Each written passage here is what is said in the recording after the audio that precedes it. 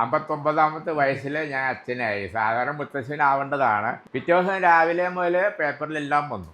പിന്നെ അതിനുശേഷം നാട്ടിൽ കുറേ ചാനലുകാർ വന്നു. അവരെല്ലാം എടുത്തു. ഒരു ദിവസം ഞാൻ ഒരു 4:30 5 മണിയായപ്പോഴേക്കും സാറ് ഇങ്ങോട്ട് പോരാൻ എല്ലാം കഴിയും. അപ്പോൾ സാറിനോട് നമുക്കിന്ന് സാർ ഒന്ന് ആഘോഷിക്കണ്ടേ, ഇതൊക്കെ 3 പേരെ കിട്ടിയതല്ല, സന്തോഷം എല്ലാവരും ഒന്ന് അറിയിക്കണ്ടേ. പിറ്റേ ദിവസം രാവിലെ മുതൽ പേപ്പറിലെല്ലാം വന്നു.